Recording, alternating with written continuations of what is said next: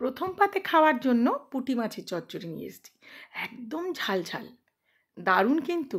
নমস্কার, আমার হেসেলের গল্পতে আপনাদের সবাইকে স্বাগত। আর এই আমার হেসেল মানে আপনাদেরও হেসেল। তো আজকে এই হেসেলে হচ্ছে পুঁটি মাছের চচ্চড়ি।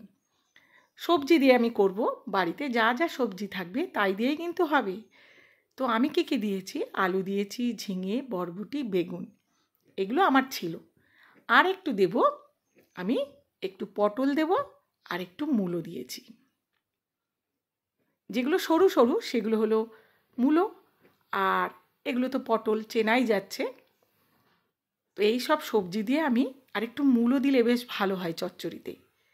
যে কোনো চুনো মাছের চচ্চড়িতে একটু মূলো দিলে দারুণ টেস্টি হয়। আর এই পুঁটি মাছ, পুঁটি মাছগুলো কিন্তু বড় বড় নয়, ছোট ছোট। এই মাছ দিয়ে আমি করব। প্রথম পাতে যদি এইরকম একটা চচ্চড়ি থাকে না, আর কিছু লাগবে না। আমি তো এটা দিয়েই ভাত খেয়ে নেব। আপনাদের সবার কার কার ভালো লাগে এই মাছের চচ্চড়ি খেতে সবজি দিয়ে, অবশ্যই কমেন্টে জানাবেন কেমন। তো প্রথমে আমি মাছগুলোকে, পুঁটি মাছগুলোকে বেশ ভালো করে ভেজে নেব, যাতে চচ্চড়িতে দিলে না ভেঙে যায়।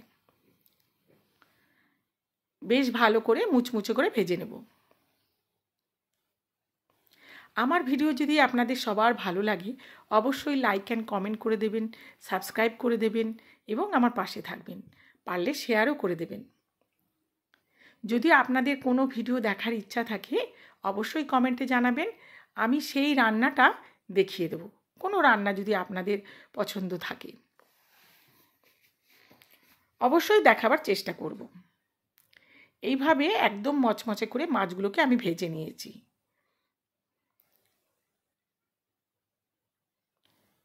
মাছগুলো কিন্তু খুব একটা বড় ছিল না।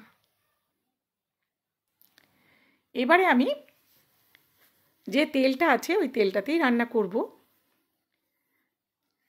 কিন্তু তার আগে যে আরও যে মাছগুলো আছে সেগুলোকেও আমি ভেজে নেব। এই যে মুচমুচে মাছ ভাজা, এটা দিয়েও কিন্তু ভাত খাওয়া হয়ে যায়, ঠিক কি না? অল্প কালো জিরে দিয়ে আমি আলুগুলো দিয়ে দিলাম। আলুগুলো হালকা একটু ভেজে নেব, বেশি একদম যে লাল করে ভাজতে হবে তা নয়, হালকা করে ভেজে নেব। চুনো মাছের টক, চুনো মাছের চচ্চড়ি সবজি দিয়ে অসাধারণ লাগে খেতে। এখন তো আর চুনো মাছ পাওয়াই যায় না, পাওয়া যায় খুব কম। এবারে আমি সবজিগুলো দিয়ে দেবো। সবজির মধ্যে মূলো দিয়েছি, পটল দিয়েছি, গোটা কত কাঁচা লঙ্কা দিয়েছি। এগুলো দিয়ে একটু হালকা ভেজে নেব। তারপরে যে নরম সবজিগুলো আছে, যেমন ঝিঙে, বেগুন, বরবটি, এগুলো আমি একটু পরে দেব। এটা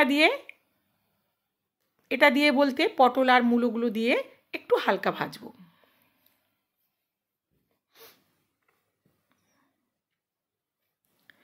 একটু ভাজা হয়ে গেছে ওই সবজিগুলো, তাই আমি এই নরম সবজিগুলো দিয়ে দিলাম। তার ভেতরে তো বেগুন, বরবটি আর ঝিঙে আছে, এগুলো সব নরম সবজি।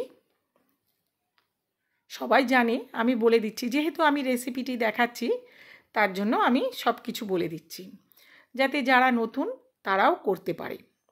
হলুদ দিলাম, একটু কাশ্মীরি লঙ্কা দেব, কালারটা বেশ সুন্দর আসবে, তার জন্য আমি একটু কাশ্মীরি লঙ্কা দিলাম।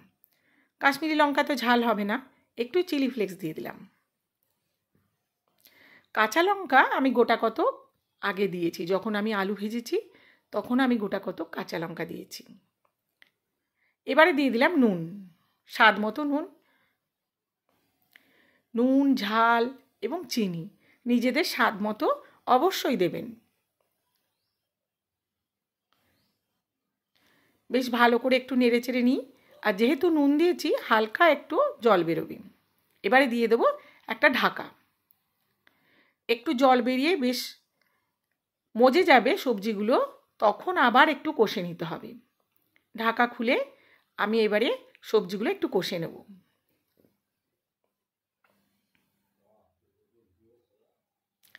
রান্না কিন্তু 2-5 মিনিটে হয়ে যায় না, একটু ধৈর্য ধরে করতে হয়।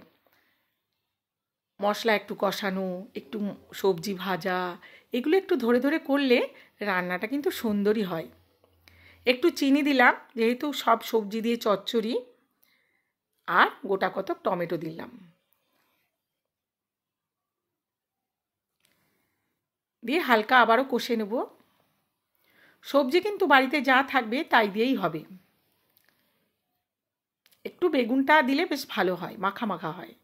এবারে দিয়ে দিলাম গরম জল, অল্প জল দেবো, বেশি জল কিন্তু নয়। এটা তো কোনো ঝোল হবে না, তার জন্য অল্প জল দিলাম, 1 কাপ মতো জল দিয়ে দিলাম। ভালো করে নেড়েচেড়ে একটু ঢাকা তো দিতেই হবে, আবারও একটু সবজিগুলো সেদ্ধ হয়ে যাবে। ঢাকা দিয়ে দিলাম। এখন সবজিগুলো কিন্তু বেশ ভালোভাবে সেদ্ধ হয়ে গেছে। 5-7 মিনিট মতো ঢাকা দেওয়া ছিল। একটু মাখা মাখাও হয়ে গেছে, আরেকটু হবে, নাড়াচাড়া করব, তবে বেশ মাখা মাখা হবে। নুনটা একটু কম ছিল বলে আমি একটু নুনটা দিয়ে দিলাম।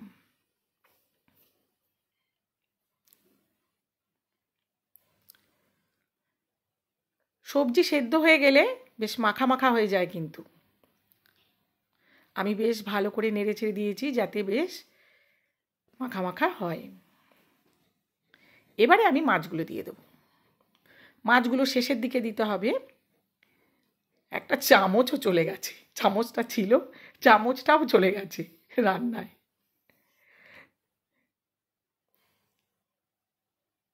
থালাতে ছিল চামচটা।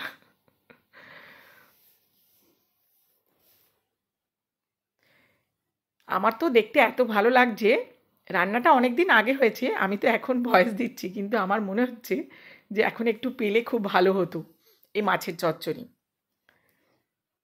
তৈরি হয়ে গেল মাছের চচ্চড়ি। নামাবার আগে শুধু একটু সর্ষের তেল আর একটু ধনেপাতা দিলেই তৈরি হয়ে যাবে। কিন্তু আজকে আমার ধনেপাতা নেই, তাই হয়নি। না না, আছে, হ্যাঁ এই তো খুঁজে খুঁজে বের করেছি, দিয়ে দিলাম ধনেপাতা। ব্যাস, কেমন লাগছে দেখতে? দারুণ হয়েছে না? আপনারা সবাই কিন্তু এইভাবে একবার করে খেয়ে দেখবেন, দারুণ লাগে খেতে। এটা দিয়েই ভাত খাওয়া হয়ে যাবে, অন্য আর কিচ্ছু চাই না। তাহলে আজ আসি, টাটা।